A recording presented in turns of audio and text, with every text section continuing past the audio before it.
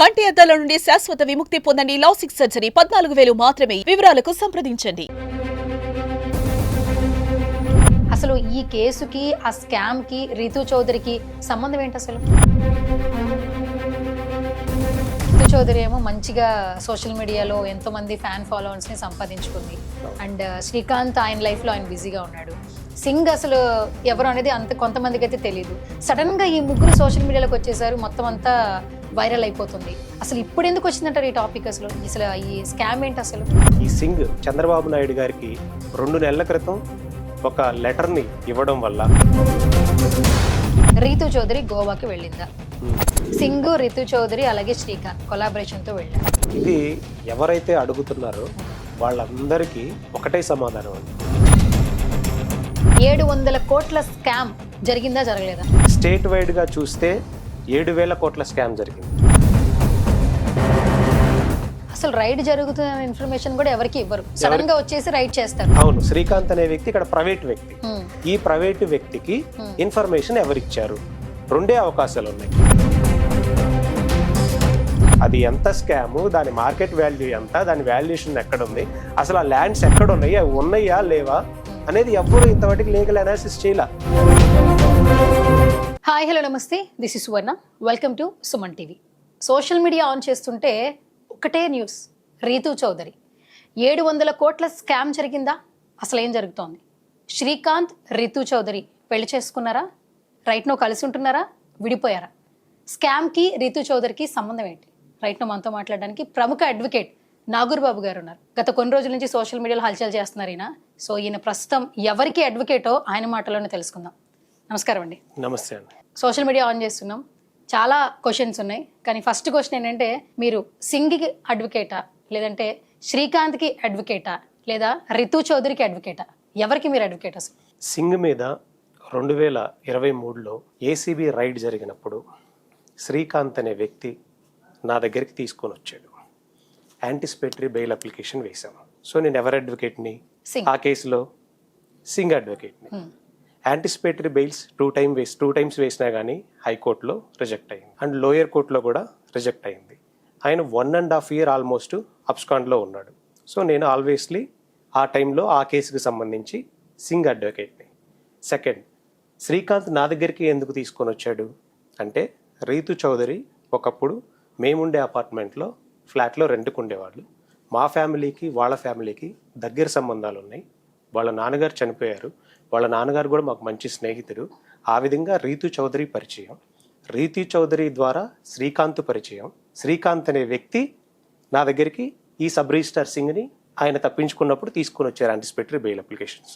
So ఈ ముగ్గురితో సంబంధాలు ఉన్నాయి, బట్ కేసు చేసింది మాత్రం సింగ్ గారిది. అంటే క్లారిటీ ఏంటంటే, అందరికీ ఒక క్లారిటీ అయితే రావాలి. చాలా ఓపెన్ చేస్తుంటే ప్రతి ఒక్క చోట thumbnail ఏంటంటే సింగ్కి అడ్వకేట్, రితు చౌదరికి అడ్వకేట్, శ్రీకాంత్కి అడ్వకేట్ అంటున్నారు. సో ఎక్కడ మొదలైంది తెలుసుకోవడం కోసం ఫస్ట్ ఆ క్వశ్చన్ అడిగాను. అవును, మీకు అందుకే క్లారిటీ ఇచ్చాను. సో ఏంటండి, అసలు రితు చౌదరి ఏమో మంచిగా సోషల్ మీడియాలో ఎంతో మంది ఫ్యాన్ ఫాలోవర్స్ ని సంపాదించుకుంది. అండ్ శ్రీకాంత్ ఆయన లైఫ్ లో ఆయన బిజీగా ఉన్నాడు. సింగ్ అసలు ఎవరు అనేది అంత కొంతమందికి అయితే తెలియదు. సడన్ గా ఈ ముగ్గురు సోషల్ మీడియాలోకి వచ్చేసారు, మొత్తం అంతా వైరల్ అయిపోతుంది. అసలు ఇప్పుడు ఎందుకు వచ్చిందంటారు ఈ టాపిక్? అసలు ఈ స్కామ్ ఏంటి అసలు? సింగ్ అనే వ్యక్తిని ఏసీబీ పోలీసులు అరెస్ట్ చేయడం వల్ల, అరెస్ట్ చేసిన తర్వాత ఈ సింగ్ చంద్రబాబు నాయుడు గారికి 2 నెలల క్రితం ఒక లెటర్ని ఇవ్వడం వల్ల, ఆ లెటర్ ఇప్పుడు సోషల్ మీడియాలో రిలీజ్ అయ్యి, తర్వాత అతను శ్రీకాంత్కి అతనికి జరిగిన మధ్యనటువంటి సంభాషణలు కానీ, తర్వాత శ్రీకాంత్ పేరు మీద ఉన్నటువంటి అసెట్స్ కానీ అవి నేనే రిజిస్ట్రేషన్ చేశాను, నా చేత బలవంతంగా చేయించారు అని సింగ్ స్టేట్మెంట్ ఇవ్వడం వల్ల, తన భార్య పేరు మీద కూడా కొన్ని ఆస్తులు ఉన్నాయి అని ఇచ్చిన స్టేట్మెంట్ బేస్ చేసుకొని ఈరోజు ఇది ఒక స్కామ్లా బయటకు వచ్చింది. సో దాన్ని బేస్ చేసుకొని మనం ఈ సోషల్ మీడియాలో హల్చల్ అనేది జరుగుతూ ఉంది. సో స్ట్రైట్ క్వశ్చన్ అడిగేస్తాను నాగూర్ బాబు గారు, చెప్పండి. 700 కోట్ల స్కామ్ జరిగిందా జరగలేదా? స్టేట్ వైడ్ గా చూస్తే 7,000 కోట్ల స్కామ్ జరిగింది. 700 కోట్లు కాదు ఇది. అంటే స్టాంప్స్ అండ్ రిజిస్ట్రేషన్ శాఖలో 22A ఉన్నటువంటి భూములను కానీ, లేదా లిటిగేషన్లో ఉన్నటువంటి భూములు కానీ పక్క సర్వే నెంబర్లు వేసి రిజిస్ట్రేషన్లు చేశారు, లింక్ డాక్యుమెంట్స్ లేకుండా రిజిస్ట్రేషన్లు చేశారు అనేది వాస్తవం బయటకు వస్తుంది. అంటే సింగ్ ఇచ్చినటువంటి ఎవిడెన్సెస్ని బేస్ చేసుకొని మీరు అబ్జర్వ్ చేయండి. మనం ఏదైనా ప్రాపర్టీ కొనాలి అంటే మినిమం ఒక 30 years లింక్ డాక్యుమెంట్స్ ఉంటే కానీ బ్యాంక్ లోన్స్ కానీ ఇవి కానీ రావు. ట్రూ. తర్వాత ఆ చైన్ అనేది ఒకటి ఉంటుంది. ఎవరు ఈ 30 years బ్యాక్ ఈ ప్రాపర్టీ ఎవరిది, ఆ తర్వాత ఈ ప్రాపర్టీ ఎవరి పేరు మీద నుంచి ఎవరికి ట్రాన్స్ఫర్ అయింది, దాని చైన్ అనేది ఒకటి ఉంటుంది అనమాట. సో ఇప్పుడు జరిగిన రిజిస్ట్రేషన్స్లో 2021 అండ్ ఈ 2023 మధ్యలో జరిగినటువంటి రిజిస్ట్రేషన్లో చాలా వరకు లింక్ డాక్యుమెంట్స్ ఫ్యామిలీ మెంబర్స్ మీదే జనరేట్ అవుతూ ఉన్నాయి. ఫ్యామిలీ మెంబర్స్ మీదే జనరేట్ అవుతున్నాయి కాబట్టి అక్కడ ఒక లీగల్ ఒక ఇష్యూ ఒకటి కనిపిస్తూ ఉందన్నమాట.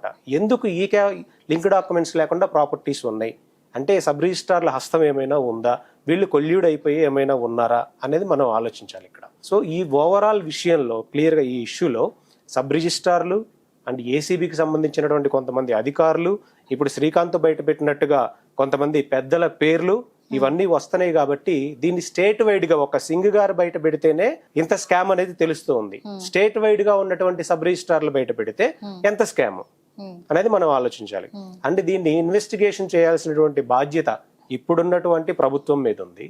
ప్రభుత్వం తీసుకునేటువంటి చర్యలను బట్టి ఇప్పటికీ ఆ లోపభూయిష్టమైనటువంటి రిజిస్ట్రేషన్ వ్యవహారాలని సరిదిద్దగలిగితే ఇది నిజంగా ఆ కోణంలో జరిగిందా లేదా అనేది తేల్చాల్సిన బాధ్యత ఇప్పుడున్న ప్రభుత్వం. నాగూర్ గారు, ఒకప్పుడు సింగ్ అలాగే శ్రీకాంత్ మంచి కొలాబరేషన్స్, మంచి సత్సంబంధాలు ఉండేవి. కానీ ఒక్కసారిగా ఎక్కడ చెడిందంటారు? సోషల్ మీడియాలోకి రావడం, ఒకళ్ళ మీద ఒకళ్ళు ఆరోపణలు చేసుకోవడం, ఎలా చూడాలంటారు?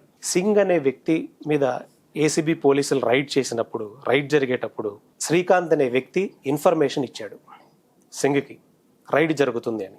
శ్రీకాంత్కి ఇన్ఫర్మేషన్ ఎలా వచ్చింది?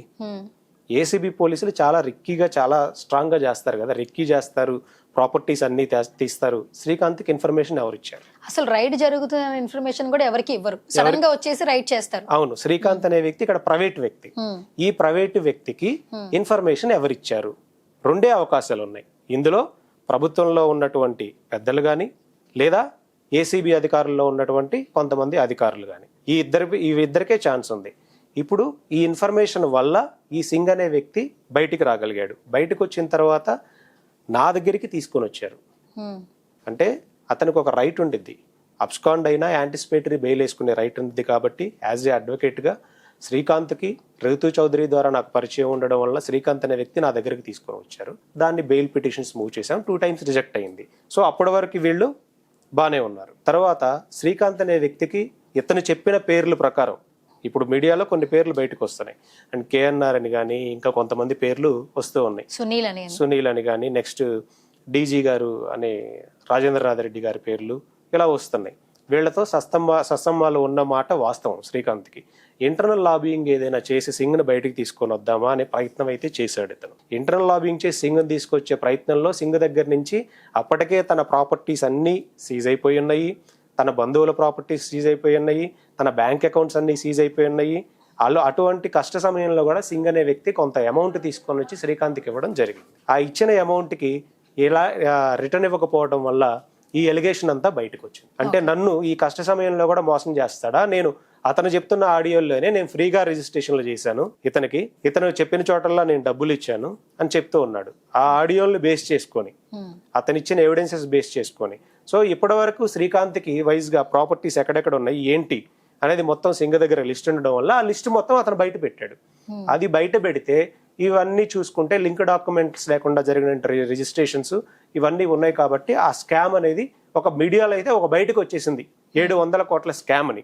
అది ఎంత స్కామ్, దాని మార్కెట్ వాల్యూ ఎంత, దాని వాల్యుయేషన్ ఎక్కడ ఉంది, అసలు ఆ ల్యాండ్స్ ఎక్కడ ఉన్నాయి, అవి ఉన్నాయా లేవా అనేది ఎవ్వరూ ఇంతవరకు లీగల్ అనాలిసిస్ చేయలే. ఈవెన్ గవర్నమెంట్ కూడా ఒక సర్వే రిపోర్ట్ ఏమి ఇవ్వలేదు ఇప్పటి వరకు ప్రభుత్వం తరఫు నుంచి ఎవరు ఒక స్టేట్మెంట్ పాస్ చేయలే. ఈ ఇష్యూ మీడియాలో గగ్గోలు పెడుతుందే కానీ 700 కోట్లు 800 కోట్లు అని గవర్నమెంట్ నుంచి ఎటువంటి రియాక్షన్ అయితే లేదు. అదే నేను అడుగుతుంది. ప్రజలు మీడియా వేదికలుగా చర్చిస్తూ ఉన్నారు. మీడియాలన్నీ 700 కోట్లు 1000 కోట్లు 2000 కోట్లు అని గగ్గోలు పెడుతూ ఉన్నారు. ప్రభుత్వం తరఫు నుంచి నారా చంద్రబాబు నాయుడు గారు కానీ లేదా లోకేష్ గారు కానీ, స్టాంప్స్ అండ్ రిజిస్ట్రేషన్ శాఖ మంత్రి గారు అనగానే సత్యప్రసాద్ కానీ ఏమైనా స్టేట్మెంట్ ఇచ్చారా? ఎందుకు ఇవ్వలేదు? ఏసీబీ అధికారులైనా సరే ఏసీబీ డిపార్ట్మెంట్ నుంచి దీన్ని ఇంకా విచారించాలి అంటే ఇలాంటి ఏమీ జరగలేదు ఇప్పటి వరకు. సో జరగలేదు అంటే ఏంటి? స్కామ్ జరిగింది అనుకోవాలా, జరగలేదు అనుకోవాలా? దీన్ని ఏ కోణంలో చూడాలి అసలు? సో ఇది మొత్తం తేలాలి అని అంటే ఇంకా చాలా టైం పడుతుంది. ఈ డాక్యుమెంట్స్ మొత్తం తీయాలి, స్టేట్ వైడ్గా జరిగినటువంటి రిజిస్ట్రేషన్స్ తీయాలి, అంటే ఆ పీరియడ్లో జరిగినటువంటి రిజిస్ట్రేషన్స్ తీయాలి, దానికి లింక్ డాక్యుమెంట్స్ ఉన్నాయా లేదా ఇవన్నీ చెక్ చేయాలి. ఇదంతా చేసి కానీ వాళ్ళు ఒక డెసిషన్ చెప్పలేరు. ఒక పక్కన సింగు అలాగే శ్రీకాంత్ ఆరోపణలు చేసుకుంటున్నారు. అవును, వీళ్ళిద్దరూ చాలా మందికి తెలియదు బేసికల్ గా, టీవీ చూసే వాళ్ళకి సోషల్ మీడియా ఫాలో అయ్యే వాళ్ళకి. అవును, కానీ రీతు చౌదరి అందరికీ తెలుసు. అవును. మెయిన్ గా ఈమె ఫొటోస్ పెట్టి ఈమె మీద థంబ్నెయిల్స్ పెడుతున్నారు. అసలు ఈ కేసుకి ఆ స్కామ్ కి రీతు చౌదరికి సంబంధం ఏంటి అసలు?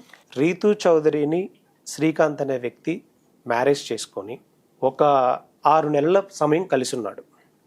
ఈ 6 నెలలు కలిసి ఉన్నారు. కలిసి ఉండడం అంటే కూడా ఒకే దగ్గర లేరు. ఆయన విజయవాడలో ఉండేవాడు, తను షూట్స్ చేసుకుంటే ఇక్కడ ఉండేది. జస్ట్ మ్యారేజ్ మాత్రమే అయ్యింది. ఈ 6 నెలలు కలిసి ఉన్న సమయం తర్వాత విజయవాడలో పటమట సబ్ రిజిస్ట్రార్ రాఘవరావు అనే వ్యక్తి మీద ఒక కేసు నమోదైంది. ఏసీబీ వాళ్ళు, అతను కూడా సబ్ రిజిస్ట్రారే. అతను ఒక స్టేట్మెంట్ ఇచ్చాడు. శ్రీకాంత్కి నేను అమౌంట్ ఇచ్చాను నా పోస్టింగ్ నిమిత్తం ఇక్కడ వేయించడానికి, అతనికి ప్రభుత్వ పెద్దలతో సంబంధాలు ఉన్నాయి అని స్టేట్మెంట్ ఇచ్చాడు. ఆ స్టేట్మెంట్ని బేస్ చేసుకొని శ్రీకాంత్ యొక్క ప్రాపర్టీస్ని, శ్రీకాంత్ యొక్క బ్యాంక్ అకౌంట్స్ని, అప్పుడు శ్రీకాంత్ భార్యగా రీతు చౌదరి ఉండడం వల్ల తనకు సంబంధించిన బ్యాంక్ అకౌంట్స్ని సీజ్ చేశారు. సీజ్ చేసి రీతు చౌదరిని అక్కడికి పిలిచారు. రీతు చౌదరిని అక్కడికి పిలిస్తే తను వెళ్ళి క్లియర్గా ఎక్స్ప్లెనేషన్ ఇచ్చింది. అప్పటికే మాకు గొడవలు అయిపోయినాయి, మేము విడిపోయామని ఆ రోజే స్టేట్మెంట్ ఇచ్చారు. అంటే అప్పటికి సింగ్ మీద రైడ్ జరగలేదు. 6 నెలల తర్వాత సింగ్ మీద రైడ్ జరిగింది. అంటే ఇప్పుడు ఈ కేసుకి రీతు చౌదరికి సంబంధం ఉందా లేదా? లేనట్లే కదా, చాలా క్లియర్ గా లేదు. ఎందుకంటే రాఘవరావు మీద సింగ్ మీదకి రైడ్ జరగడానికన్నా ముందే 6 నెలల కింద జరిగితే ఆ రైడ్ సమయంలోనే వీళ్ళు విడిపోయారు. కానీ ఇక్కడ సంబంధం ఎలా ఎస్టాబ్లిష్ చేస్తున్నారు? రీతు చౌదరిని మ్యారేజ్ చేసుకున్న తర్వాత ఆయన ఒక డాక్యుమెంట్లో పవర్ ఆఫ్ అటార్నీ, అంటే నేను లేనప్పుడు ఈ ఆస్తులని నీకు అమ్మటానికి కానీ లేకపోతే బ్యాంకులో తనఖా పెట్టడానికి కానీ ఒక పవర్ ఇస్తున్నాను అని ఒక రిజిస్ట్రేషన్ అయితే చేయించాడు. ఆ రిజిస్ట్రేషన్ చేయించే సమయంలో రిజిస్ట్రేషన్ ఆఫీస్కి వెళ్ళాలి. రిజిస్ట్రేషన్ ఆఫీస్కి వెళ్ళిన తర్వాత అక్కడ బయోమెట్రిక్ సిస్టమ్ ఉంటుంది. బయోమెట్రిక్ తంబేయాలి అండ్ మన ఫొటోస్ తీసుకుంటారు. ఆ డాక్యుమెంట్ లింక్ డాక్యుమెంట్ అనేది మనకి ఆ డాక్యుమెంట్ అనేది బయటకు వచ్చింది, పవర్ ఆఫ్ అటార్నీ డాక్యుమెంట్. ఆ డాక్యుమెంట్లో వనం దివ్యగా ఉండడం వల్ల, అంటే వనం దివ్య తన పేరు, అసలు పేరు వనం దివ్య, రీతు చౌదరి పేరు. అండ్ కొంతమంది ఆమె క్యాస్ట్ వేరు, బీసీ అది ఇది అని చెప్తున్నారు. వాళ్ళు చౌదరీసే కాబట్టే వాళ్ళు క్లియర్ గా పెట్టుకున్నారు. వాళ్ళ ఫ్యామిలీ, వాళ్ళ ఫాదర్ అందరూ తెలుసు కాబట్టి, వాళ్ళ మదర్ అందరూ తెలుసు కాబట్టి చాలా క్లియర్ గా చెప్తున్నారు అనమాట. సో ఆ ఎఫ్ఐఆర్ లో ఆ రాఘవరావు జరిగిన కేసులో ఉన్నటువంటి ఇన్సిడెంట్ లో ఆ తర్వాత నెక్స్ట్ సింగ్ కేసు జరిగింది. సింగ్ కేసులో జరిగినప్పుడు ఈ వివాదం బయటకు వచ్చింది పవర్ ఆఫ్ అటార్నీలో ఉండడం వల్ల. అలా రీతు చౌదరి ఈ అమ్మాయి పేరు పెడితే థంబ్నెయిల్స్లో కానీ మీడియాస్లో కానీ రీతు చౌదరి 7,000 కోట్ల స్కామ్లో రీతు చౌదరి అని పెడితే వాళ్ళకి మైలేజ్ వస్తుంది. కాబట్టి కేవలం దానికోసం మాత్రమే కొంతమంది మీడియా సంస్థలు పనిగట్టుకొని ఆ అమ్మాయి గురించి మాట్లాడుతూ ఉన్నారు. నిజంగా వాస్తవానికి ఈ కేసు స్టార్టింగ్ నుంచి ఎండింగ్ వరకు, అంటే కేసు బుక్ అవ్వక ముందు నుంచి, ఏసీబీ కేసు అవ్వక ముందు నుంచి, వాళ్ళ బిఫోర్ మ్యారేజ్ నుంచి నాకు క్లియర్గా తెలుసు కాబట్టి నేను చాలా క్లియర్గా చెప్తున్నా. వాళ్ళు ఏ టైంలో మ్యారేజ్ జరిగింది, ఏ టైంలో విడిపోయారు, రాఘవరావు గారి మీద కేసు ఎప్పుడైంది, సింగ్ మీద కేసు ఎప్పుడైంది, యాంటిసిపేటరీ బెయిల్ ఎప్పుడు వేశారు, సబ్ రిజిస్టర్ సింగ్ ఎప్పుడు అరెస్ట్ అయ్యాడు, ఈ స్కామ్ ఎప్పుడు బయటకు వచ్చింది. ఒక మంచి పాయింట్ చెప్పారు. యాక్చువల్లీ రీతు చౌదరికి సంబంధించి, ఫ్యామిలీకి సంబంధించి కూడా మీకు తెలుసు అంటున్నారు కాబట్టి, అసలు ఒక పెళ్లి చేసేటప్పుడు 2 ఫ్యామిలీస్ తెలుసుకుని మ్యారేజ్ చేసుకుంటారు కదా. సో ఆల్రెడీ శ్రీకాంత్ కి పెళ్ళైపోయిందని ఇప్పుడు మాట్లాడుతూ ఉన్నారు. అంటే రీతు చౌదరి మ్యారేజ్ చేసుకునేటప్పుడు ఇది అరేంజ్డ్ మ్యారేజా, లవ్ మ్యారేజా, ఎలా అప్రోచ్ అయ్యారు? ఇతను చాలా తక్కువ పీరియడ్ లో, తక్కువ టైంలో నాకు ప్రభుత్వ పెద్దలతో నాకు బిజినెస్లు ఉన్నాయి, కాంట్రాక్ట్లు ఉన్నాయి, నాకు పెద్ద పెద్ద సంబంధాలు ఉన్నాయి అని చెప్పడం మొదలు పెట్టాడు అనమాట. డైరెక్ట్ గా ఇంటికి వచ్చి వీళ్ళ మదర్ తో కూర్చొని మాట్లాడారు. ఆ రోజు మేముండే అపార్ట్మెంట్ లోనే ఉంటున్నారు. ఆ ప్రపోజల్ అప్పుడు నేను కూడా ఉన్నాను. ఉన్నప్పుడు వీళ్ళు అబ్బాయి మంచివాడే, ఫినాన్షియల్ గా కూడా సెటిల్ అయి ఉన్నాడు, స్టేబుల్ గా ఉన్నాడు కాబట్టి మనం ఇవ్వచ్చు అన్న ఆలోచనతోటి, అండ్ కుటుంబాన్ని పోషించే భారం అంతా కూడా ఆ రోజు రీతు చౌదరి మీదే ఉంది. వాళ్ళ బ్రదర్ కూడా ఇంకా అప్పుడప్పుడే ఫినాన్షియల్గా సెటిల్ అవుతూ ఉన్నాడు. వాళ్ళు అప్పుడు కూడా ఒక రెంటెడ్ ఉండే అపార్ట్మెంట్లో ఉంటూ ఉన్నారు. కొంచెం ఫినాన్షియల్గా స్టేబుల్గా కూడా లేరు. సో ఇతను మంచివాడే అన్న ఉద్దేశంతో, ఇతను బ్రాహ్మిన్స్ అయినా కానీ, బ్రాహ్మిన్స్ అంటే జనరల్గా సాఫ్ట్గా ఉంటారని అందరూ అనుకుంటారు. అతనికి ఫినాన్షియల్గా సెటిల్ అయి ఉన్నాడు, అంతా బాగున్నారు, ప్రభుత్వ పెద్దలతో సంబంధాలు ఉన్నాయి, నెక్స్ట్ కాంట్రాక్ట్లు అవి ఇవి చేస్తారన్న ఉద్దేశంతో మ్యారేజ్ చేశారు. చాలా షార్ట్ టైం పీరియడ్లో జరిగింది మ్యారేజ్ కూడా. ఆ షార్ట్ టైం పీరియడ్లో జరగడం వల్ల బ్యాక్గ్రౌండ్ ఏంటి, అదేంటి ఇదేంటి చూస్తే ఇప్పుడు వాళ్ళ భద్రాచలంలో వాళ్ళ ఇల్లు ఉంది, వాళ్ళ ఫాదర్ వాళ్ళందరూ ఉన్నారు. ఆ రోజు శ్రీకాంత్ వాళ్ళ ఫాదర్ కూడా చనిపోయారు. ఆ షార్ట్ టైం పీరియడ్లోనే జరగడం వల్ల వాళ్ళ బ్యాక్గ్రౌండ్స్ ఏంటి, ఇప్పుడు మ్యారేజ్ అంటే ఎలా ఉంటుంది, అటేడు తరాలు ఇటేడు తరాలు చూడాలంటారు. అలా తెలుసుకోకపోవడం వల్లే, అండ్ అతనికి మ్యారేజ్ అయిన విషయం కూడా ఎవరికి తెలియదు. అంతకుముందు అతనికి మ్యారేజ్ అయిందన్న విషయం అతను ఈ రోజు చెప్తున్నాడు. రీతూ చౌదరి కూడా కొంతకాలం తర్వాత జరిగింది. ఇప్పుడు ఆ మ్యారేజ్ దాచిపెట్టి నన్ను పెళ్లి చేసుకున్నావు, నెక్స్ట్ ఈ ఏసీబీ కేసులు ఏంటి, రాఘవరావు టైంలో ఈమె అకౌంట్ సీజ్ చేశారు కదా, ఈ ఏసీబీ కేసులు ఏంటి, ఈ గోళ్ళు ఏంటి, నీ దగ్గర ఎంత ఆస్తున్నా సరే నేను కలిసి ఉండను అని చెప్పి 6 నెలలు మాత్రమే కలిసి ఉండి పక్కకు వచ్చేసారు. కానీ ఏంటంటే ఇంకా కేసు నడుస్తోంది, వీళ్ళిద్దరు విడిపోలేదు అనే మాట కూడా వినిపిస్తోంది, నిజమేనంటారా? అంటే డైవర్స్ పిటిషన్ వేశారండి. డైవర్స్ పిటిషన్ వేసిన తర్వాత దానికి రావాలి కోర్టులో ఒక టైం అనేది, పీరియడ్ అనేది ఉంటుంది. మ్యూచువల్ గా ఇద్దరు అగ్రి అవ్వాలి, అయిన తర్వాతే వస్తుంది కదా. కానీ కలిసి ఉంది మాత్రం వాళ్ళు మినిమం ఒక 6 months మాత్రమే. అంటే ఇప్పుడు ఏంటంటే కొంచెం మ్యూచువల్ గా అప్లై చేసుకుంటే త్వరగానే డివోర్స్ వస్తుందని అందరికీ తెలుసు. అండ్ ఇంకొకటి ఏంటంటే విడిపోవాలని అనుకుని మనం ఫైల్ చేసుకుంటే డివోర్స్ యాక్సెస్ అనేది వస్తుంది. ఇప్పుడు ఎందుకు డిలే అవుతుంది అంటారు వీళ్ళిద్దరి విషయంలో? డిలే అవ్వడానికి అతని సైడ్ నుంచి సపోర్ట్ లేదు. ఓకే, తను ఇంటెన్షనల్ గా తను మ్యారేజ్ చేసుకున్నాడు. చేసుకున్నప్పుడు శ్రీకాంత్ సైడ్ నుంచి సపోర్ట్ లేదు కాబట్టి డిలే అవుతుంది. సో ఇప్పుడు ఆవిడ జబర్దస్త్ లో కావచ్చు, and Sridevi drama company, and చాలా వరకు సోషల్ మీడియాలో ఎంతో మంది ఫాలోవర్స్ అంటే గుర్తుపడతారు రీతూ చౌదరి అనే ఒక అమ్మాయిని. ఇప్పుడు చూస్తుంటే ఈ రకంగా డ్యామేజ్ అయితే జరుగుతోంది. దీని గురించి ఒక అడ్వకేట్ గా ఏం చెప్తారు? కేసు యొక్క పూర్వాపరాలు తెలియకుండా, స్కామ్ జరిగిందా లేదా అనేది తెలుసుకోకుండా ఒక ఆడపిల్ల మీద ఇష్టం వచ్చినట్టుగా రాతలు రాయటం మంచిది కాదు. నిజంగా ఈ ఇన్సిడెంట్ జరిగిన తర్వాత ఆ అమ్మాయి, వాళ్ళ తల్లి, వాళ్ళ మదరు, వాళ్ళ బ్రదరు ఇంట్లో కూర్చొని నానా ఇబ్బందులు పడుతూ ఉన్నారు. అంటే ఎలా ఉండిద్ది సొసైటీలో? బయటికి వెళ్తున్నా దాని గురించే మాట్లాడతారు. అంటే ఎంత అంటే ఆ కామెంట్స్ కానీ ఇవి కానీ చూస్తుంటే మీరు ఇలాంటిదా, ఇందుకే బుట్టలో వేసుకుందా, గోవాలో రకరకాలుగా మాట్లాడుతున్నారు అనమాట. నిజంగా ఇవన్నీ ఏం జరగలా. వాళ్ళు 6 నెలల సమయంలో వాళ్ళు పర్సనల్గా భార్యాభర్తలుగా ఎక్కడికైనా వెళ్తారు. ఇప్పుడు పెట్టే తమ్నైల్స్ కానీ, రాసే కామెంట్లు కానీ ఇవన్నీ తెలియదు కదా. 700 కోట్ల స్కామ్ లో రీతూ చౌదరి అదే చూస్తారు. ఏమి తెలియదు అనమాట కామెంట్ చేయడం కోసం. వాళ్ళ ఇంట్లో ఫ్యామిలీలో వాళ్ళ ఇబ్బందులు ఏంటో తెలియదు. మీరు నమ్మరు, ఈ రోజు ఉండే అపార్ట్మెంట్ లో కూడా తను రీసెంట్ గా అపార్ట్మెంట్ తీసుకుంటే అపార్ట్మెంట్ కూడా ఈఎంఐస్ పే చేసే తీసేస్తున్నారు, లోన్ లో తీసుకున్నారు. తను కార్ తీసుకుంది, కార్ కూడా లోన్ లో తీసుకుంది. ఇవి తెలుసా మాట్లాడే జనాలకి? నిజంగా 700 కోట్ల స్కామ్ లో తన ఇన్వాల్వ్మెంట్ ఉంటే, అన్ని కోట్ల ప్రాపర్టీస్ ఉంటే ఆ ఆడపిల్ల ఈ రోజు ఈఎంఐలు కట్టుకునే పరిస్థితిలో ఉంటుందా? ఇవన్నీ ఎందుకు ఆలోచించదు సమాజం? అంటే తెలియదు కాబట్టి. రాసే రాతలకు కూడా మనం ఆలోచించుకొని రాయాలి, మీడియా సంస్థలు కూడా కొంత. ఇప్పుడు ఆల్మోస్ట్ వాళ్ళతో మీకు మంచి అటాచ్మెంట్ ఉన్నట్లు తెలుస్తోంది. అండ్ ఒక ఫ్యామిలీలో ఒక అమ్మాయికి మ్యారేజ్ బ్రేక్ అవుతుందంటే వాళ్ళ మదర్కి ఎలా ఉంటుందో ఆ పెయిన్ తెలుసు. అండ్ వాళ్ళ నాన్నగారిని కూడా లాస్ అయింది. ఇప్పుడు ఏంటి సార్ సిచ్యువేషన్ ఏంటి అసలు? వాళ్ళు ఏమన్నా మాట్లాడుతూ ఉన్నారా మీతో, ఏమైనా చెప్తూ ఉన్నారా? మాట్లాడుతూ ఉంటారండి. ఎందుకంటే ఒక కుటుంబానికి దెబ్బ మీద దెబ్బ. మ్యారేజ్ అయింది, మ్యారేజ్ అయిన తర్వాత కొంతకాలానికి వాళ్ళ నాన్న చాలా స్ట్రాంగ్ మనిషి, ప్రతిరోజు జిమ్కి వెళ్తాడు, ఆయన ఫొటోస్ ఉన్నాయి, చాలా యంగ్గా ఉంటాడు ఆయన. అలాంటి వ్యక్తి సడన్ గా హార్ట్ స్ట్రోక్ తో చనిపోయాడు. వాళ్ళ నాన్నకి రీతూ చౌదరికి చాలా మంచి అటాచ్మెంట్ ఉంది. అంటే గోరుముద్దలు పెట్టి తినిపిస్తాడు అనమాట ఆయన. చనిపోయిన తర్వాత ఇమ్మీడియట్ గా మళ్ళీ ఇతనితో బ్రేకప్. దాని తర్వాత ఇప్పుడు మళ్ళీ ఇలాంటి ఎలిగేషన్స్. సో ఈ సమాజంలో ఉన్నటువంటి అన్ని ఇబ్బందులు సమాజం కూడా పెడుతున్నట్టు కనిపిస్తుంది.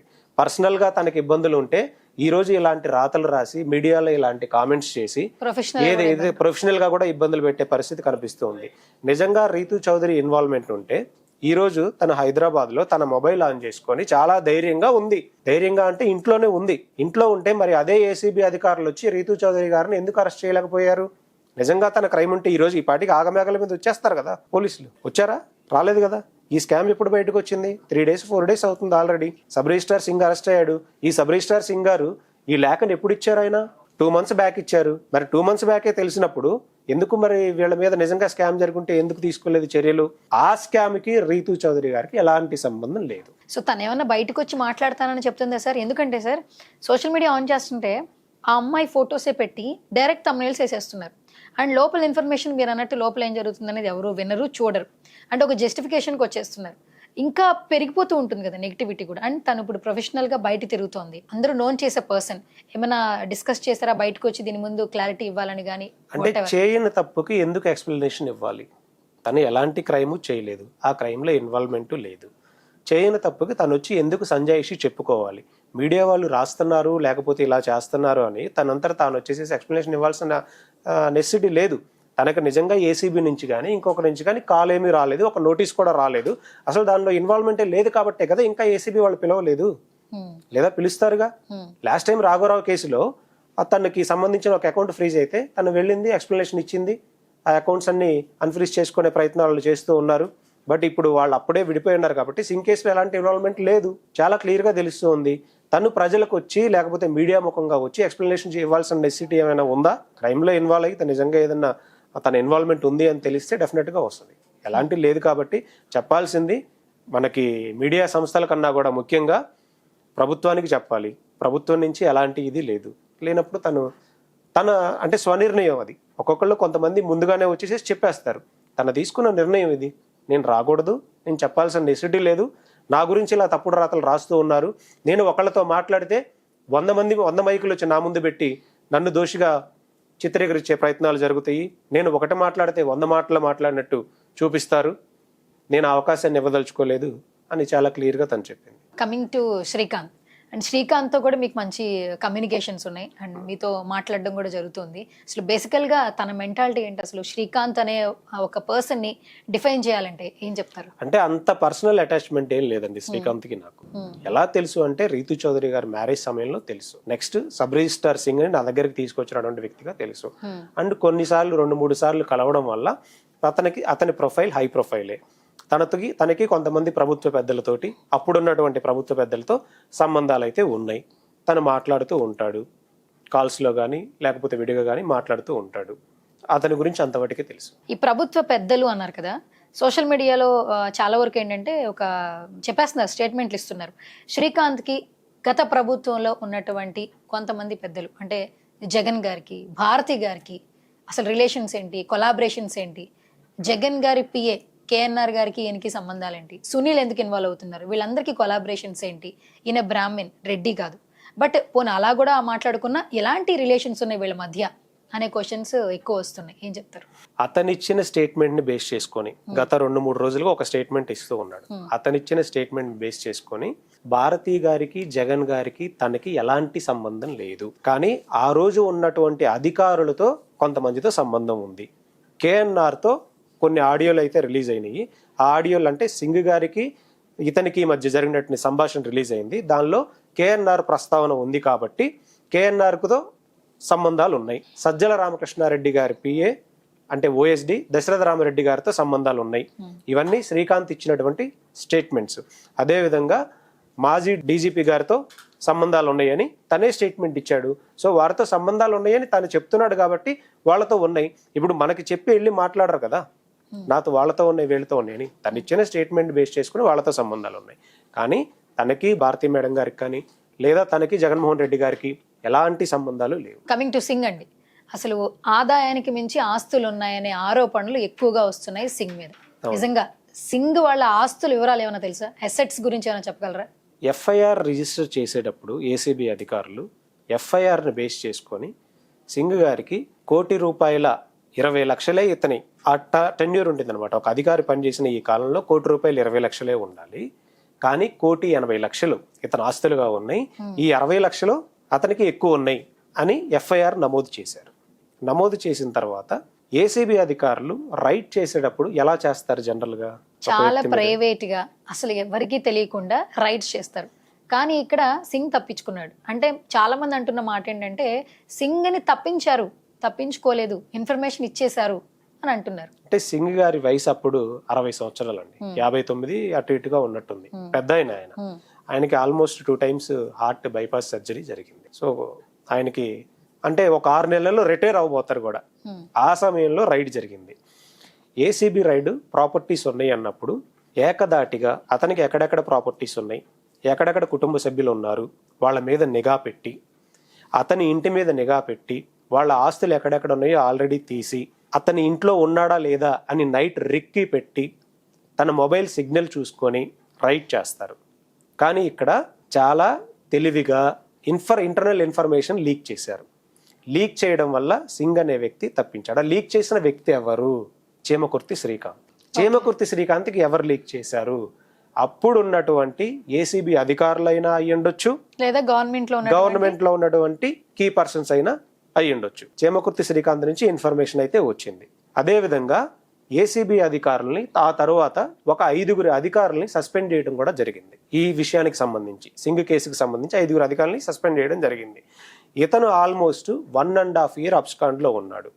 సింగ్ని బయటకు తీసుకొని వచ్చి యాంటిసిపేటరీ బెయిల్ అప్లికేషన్ కూడా శ్రీకాంతే తీసుకొని రావడం జరిగింది.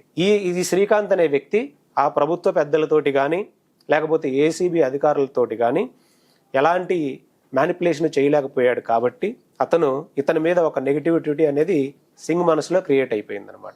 నన్ను ఇతనే కావాలని విరికించాడు, ఇతనే కావాలని నన్ను బయటకు తీసుకొని వచ్చాడు, ఇతనే నన్ను తప్పించాడు, ఇతనే తప్పించి నా దగ్గర నుంచి మళ్ళీ కొంత అమౌంట్ వసూలు చేశాడు, నన్ను ఇలా రోడ్డు మీద వదిలేసేసాడు అనే భావన సింగ్ మనసులో పడిపోయింది. సో సింగ్కి ఉన్నటువంటి ఆస్తులు ఏంటి అని అంటే ఆల్రెడీ ఏసీబీ అధికారుల దగ్గర ఒక చిట్టా ఉంది ఎక్కడెక్కడ ఉన్నాయని.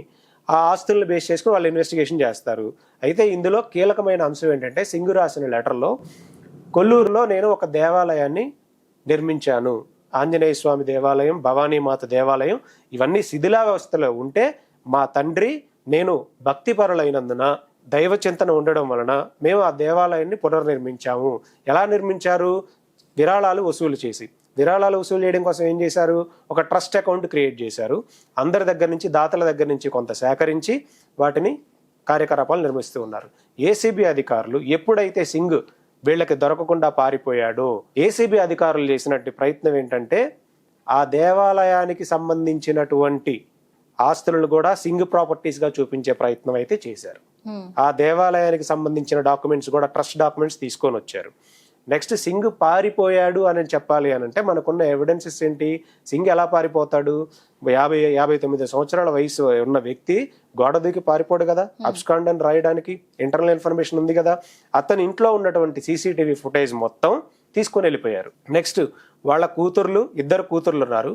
ఆ 2 కూతుర్లు వాళ్ళ హైదరాబాద్లో ఉంటే వాళ్ళ ప్రాపర్టీస్ని కూడా, వాళ్ళ బంగారాన్ని కూడా తీసుకొని వెళ్ళిపోయారు. అండ్ వాళ్ళ నాన్నగారు, సింగ్ వాళ్ళ నాన్నగారు కూడా గవర్నమెంట్ రిటైర్డ్ ఎంప్లాయీ, అతనికి పెన్షన్ వస్తూ ఉంటుంది. ఆ వచ్చే పెన్షన్ అకౌంట్ కూడా ఫ్రీజ్ చేశారు. అండ్ వీళ్ళ కూతురు యొక్క మామగారు, ఆయన కూడా గవర్నమెంట్ ఎంప్లాయీ. వాళ్ళకి వీళ్ళకి ₹1 ట్రాన్సాక్షన్ లేదు. బ్యాంక్ మీరు సీజ్ చేస్తున్నారంటే ఏదైనా ట్రాన్సాక్షన్ చూపించాలి. ₹1 ట్రాన్సాక్షన్ లేకపోయినా వాళ్ళ బావగారికి, సింగ్ గారికి ఆయన అకౌంట్ కూడా సీజ్ చేశారు. సో ఒక కక్షపూరితమైన వాతావరణం క్లియర్ గా కనిపిస్తుంది. ఎందుకు అంత ఇతని మీద పగబట్టారు అని అంటే సింగ్ చెప్పినటువంటి ఎక్స్ప్లెనేషన్ అంటే అప్పుడు ఆడిట్ రిజిస్ట్రార్ గా ఉన్నటువంటి రామారావు అనే వ్యక్తి ₹2 కోట్ల joint director, ACB joint director గా ఉన్నటువంటి రామ్మోహన్ గారికి ఇచ్చి రైడ్ చేయించారు. దొరక్కపోవడం వల్ల క్లియర్ గా నన్ను ఇబ్బంది పెట్టాలన్న ఉద్దేశంతో నాకు సంబంధం లేని వారి ఆస్తులన్నీ తీసుకొని వచ్చి అటాచ్ చేశారు అని సింగ్ ఇచ్చినటువంటి ఎక్స్ప్లెనేషన్. కానీ సింగ్ ఎక్స్ప్లెనేషన్ ఇచ్చిన అందులో ఎక్కడ ట్రూ కనిపించట్లేదు కదండి. ఆదాయానికి మించి ఆస్తులు అయితే కనిపించినట్టు మనకి సర్టిఫికెట్స్ తోనే చూపిస్తుంటాయి. ఆదాయానికి మించిన ఆస్తులు FIR లో ఎంత ఉందండి? 80 లక్షలు. ఈ 80 లక్షలు మీరు ఎలా గెస్ చేశారు అంటే అతని బంగారం ఉంటుంది. ఆ 80 లక్షలు అనేది 80 లక్షల ఆదాయానికి మించిన ఆస్తులు ఉన్నాయి అని చూపించారు. అక్కడ ఏమన్నా నిజంగా మీరు చెప్పినట్టుగా ఈ 100 కోట్లు 700 కోట్లు అది ఎలా మార్చారు మీరంతా దాన్ని? 80 లక్షలు అనేది ఒక రిజిస్ట్రార్ గా పనిచేసిన వ్యక్తి, రిటైర్ కాబోయేటువంటి వ్యక్తి 80 లక్షలు మాత్రమే ఉందన్న దాన్ని మీరు ఎలా మార్చారు? ఒక 70 కోట్లు ఉన్నాయి, హైకోర్టుకు వచ్చేసరికి 70 కోట్లుగా ఎలా మార్చారు? ఆ 70 కోట్లుగా చూపించడానికి సింగ్ బంధువుల్ని, సింగ్ స్నేహితుల్ని, సింగ్ కట్టించిన దేవాలయాల మీద ఎలా మీరు ఏసీబీ అధికారులు వెళ్ళి దాడి చేశారు? దాడి చేసినా కానీ ఆ అవన్నీ తీసుకొచ్చి ఎందుకు ప్రాపర్గా మళ్ళీ చూపించలేకపోయారు? సింగ్కు బెయిల్, తను ఇక్కడ గవర్నమెంట్ హాస్పిటల్లో జాయిన్ అయ్యాడు, తన ఆరోగ్య పరిస్థితి బాగలేక. డాక్టర్ సర్టిఫికెట్ ఇచ్చినా కానీ ఆ డాక్టర్ను కూడా బెదిరించి సింగ్ ఇక్కడ జాయిన్ అవ్వలేదు అని ఒక సర్టిఫికెట్ తీసుకొని వెళ్ళి మళ్ళీ కోర్టులో ఇచ్చారు. అంటే ఇంటెన్షనల్గా ప్రయత్నం అయితే జరిగింది సింగ్ గారికి యాంటిసిపేటరీ బెయిల్ రానియకుండా ఉండడం కోసం. సింగ్ దొరకలేదు అనే దురుద్దేశంతో ఎవరైతే ఈ కేసులో ఇన్ఫర్మేషన్ ఇచ్చారో ఆ ఇన్ఫర్మేషన్ ఇచ్చినటువంటి వ్యక్తి డబ్బు పెట్టి చేయించాడని సింగ్ ఆరోపణ. సో ఈ సోషల్ మీడియాలో కొన్ని క్వశ్చన్స్ ఉన్నాయి సార్. బేసిక్గా ఏంటంటే స్ట్రైట్ క్వశ్చన్ అడుగుతున్నారు అందరూ. రీతూ చౌదరి గోవాకి వెళ్ళిందా? సింగ్, రితు చౌదరి అలాగే శ్రీకాంత్ కొలాబరేషన్ తో వెళ్ళారా? ఈ క్వశ్చన్ అయితే బాగా, ఇది ఎవరైతే అడుగుతున్నారో వాళ్ళందరికీ ఒకటే సమాధానం అండి. మీరు ఒక ఆడపిల్ల మీద నింద వేసేటప్పుడు నిజ నిజాలు తెలుసుకొని మాట్లాడండి. సోషల్ మీడియాలో అడిగే వాళ్ళందరికీ చాలా క్లియర్గా రాఘవరావు మీద ఎఫ్ఐఆర్ జరిగిన తర్వాత, రాఘవరావు ఇన్సిడెంట్ జరిగిన తర్వాత సింగ్ మీద ఎఫ్ఐఆర్ అవ్వక ముందు వీళ్ళు విడిపోయారు. విడిపోయినప్పుడు సింగ్తో కలిసి గోవా ఎలా వెళ్ళగలదు? వీళ్ళ ముగ్గురు కలిసి గోవా ఎలా వెళ్ళగలరు? హైలీ ఇంపాసిబుల్, ఛాన్సే లేదు. భార్యాభర్తలుగా వాళ్ళు చాలా ట్రిప్స్కి వెళ్ళారు. వైఫ్ అండ్ హస్బెండ్గా ఉన్నప్పుడు వాళ్ళు ట్రిప్స్కి వెళ్తారు. వాళ్ళకి వెళ్ళిన దాన్ని వీడియోస్ తీసుకొని వచ్చి సింగ్తో వెళ్ళిందంటే ఎలా కుదిరిద్ది? వీళ్ళు ముగ్గురు కలిసి ఎందుకు వెళ్తారు అసలు? వాళ్ళు అప్పటికే విడిపోయారు కదా. సబ్ రిజిస్ట్రార్ సింగ్ మీద రైడ్ జరగడానికన్నా ముందే 6 నెలల ముందు రాఘవరావు మీద జరిగింది. రాఘవరావు మీద రైడ్ జరిగినప్పుడు వీళ్ళిద్దరు విడిపోయారు. ఇతని రైడ్ జరిగిన తర్వాత నా దగ్గరికి తీసుకొని వచ్చినప్పటికి వీళ్ళు కలిసి లేరు. కలిసి లేనప్పుడు ఎలా వెళ్ళగలరు? అప్పటికే విడిపోతే సరే, ముగ్గురు కలిసి అంటే ఏ ఉద్దేశంతో అడుగుతున్నారు అసలు? అడిగే వాళ్ళైనా సరే ముగ్గురు కలిసి గోవా వెళ్ళారంటే అంటే వీళ్ళ ఇంటెన్షన్ ఏంటి? ఆ అమ్మాయిని ఎలా చిత్రీకరించాలనుకుంటున్నారు? ఆ అమ్మాయి మానసిక పరిస్థితి ఏంటి? వాళ్ళ కుటుంబం ఏమనుకుంటుంది? సభ్య సమాజం ఏమనుకుంటుంది? ఇవన్నీ ఆలోచించే ఇంగిత జ్ఞానం వీళ్ళందరికీ లేదా? నిజ నిజాలు తెలుసుకోకుండా మాట్లాడడానికి. వాళ్ళు గోవా వెళ్ళలేదు అంటే వాళ్ళు అంటే ముగ్గురు, సబ్ రిజిస్ట్రార్ సింగ్, రీతూ చౌదరి గారు, శ్రీకాంత్ గారు, వీళ్ళ ముగ్గురు కలిసి గోవా వెళ్ళలేదు. వాళ్ళు పర్సనల్గా ట్రిప్కి ఎప్పుడైనా వెళ్ళి ఉండొచ్చు. సో మొత్తానికి రితూ చౌదరికి సంబంధించి సోషల్ మీడియాలో వస్తున్న వార్తలకు సంబంధించి కొంతవరకు అయితే మీరు ఫుల్ స్టాప్ పెట్టారు. అంటే బిఫోర్ ఒక రిలేషన్లో ఉన్నంత మాత్రాన ఆవిడని ఇప్పుడు ప్రజెంటేషన్గా ముందుకు తీసుకురావాల్సిన అవసరం అయితే లేదు. కొంతవరకు అయితే చాలా వరకు క్లారిటీ వచ్చిందని నేను అనుకుంటున్నా. ఫైనల్గా ఈ 700 కోట్ల స్కామ్ గురించి కానీ, రితూ చౌదరిని అటాచ్ చేసి మాట్లాడుతున్నటువంటి మాటలకు సంబంధించి కానీ సోషల్ మీడియాలో ఒక క్లారిటీ ఇవ్వాలంటే ఒక అడ్వకేట్గా ఏం చెప్తారు? మీ ఇళ్లలో కూడా ఆడపిల్లలు ఉన్నారు. ఏదైనా ఒక వివాదం వచ్చినప్పుడు పూర్వాపరాలు పరిశీలించి అది నిజమా కాదా అని తేల్చుకున్న తర్వాత మాత్రమే మాట్లాడండి. మీడియాలో సెలబ్రిటీ పీపుల్ ఎవరైనా కనిపిస్తే వాళ్ళకి సంబంధించి ఏదైనా స్కామ్ వచ్చిందంటే ఒక కామెంట్ చేయడం అనేది చాలా ఈజీ. అలా కామెంట్ చేసే వాళ్ళ మీద కానీ, లేదా నిజ నిజాలు తెలుసుకోకుండా తప్పుడు రాతలు రాసే వాళ్ళ మీద కూడా లీగల్ యాక్షన్ తీసుకునే అవకాశం ఉంది.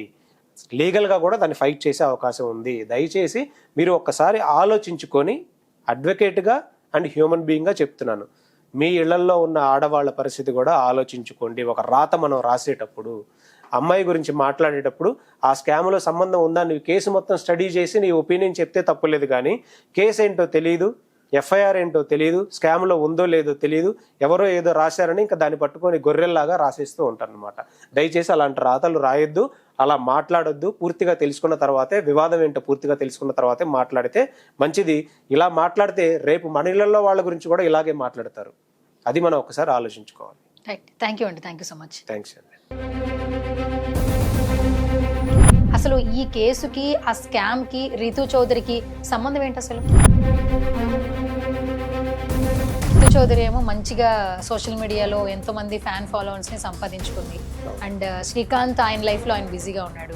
సింగ్ అసలు ఎవరు అనేది కొంతమందికి అయితే తెలియదు. సడన్గా ఈ ముగ్గురు సోషల్ మీడియాలోకి వచ్చేసారు, మొత్తం అంతా వైరల్ అయిపోతుంది. అసలు ఇప్పుడు ఎందుకు వచ్చిందంటారు ఈ టాపిక్? అసలు ఈ స్కామ్ ఏంటి అసలు? ఈ సింగ్ చంద్రబాబు నాయుడు గారికి 2 నెలల క్రితం ఒక లెటర్ని ఇవ్వడం వల్ల రీతూ చౌదరి గోవాకి వెళ్ళిందా? సింగ్, రితు చౌదరి అలాగే శ్రీకాంత్ కొలాబరేషన్తో వెళ్ళారు. ఇది ఎవరైతే అడుగుతున్నారో వాళ్ళందరికీ ఒకటే సమాధానం అండి.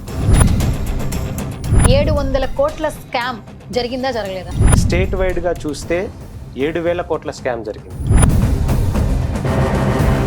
అసలు రైడ్ జరుగుతున్న ఇన్ఫర్మేషన్ కూడా ఎవరికి ఇవ్వరు, సడన్ గా వచ్చేసి రైడ్ చేస్తారు. అవును, శ్రీకాంత్ అనే వ్యక్తి ఇక్కడ ప్రైవేట్ వ్యక్తి. ఈ ప్రైవేట్ వ్యక్తికి ఇన్ఫర్మేషన్ ఎవరిచ్చారు? 2 అవకాశాలు ఉన్నాయి. అది ఎంత స్కాము, దాని మార్కెట్ వాల్యూ ఎంత, దాని వాల్యుయేషన్ ఎక్కడ ఉంది, అసలు ఆ ల్యాండ్స్ ఎక్కడ ఉన్నాయి, అవి ఉన్నాయా లేవా అనేది ఎవ్వరూ ఇంతవరకు లీగల్ అనాలిసిస్ చేయాల.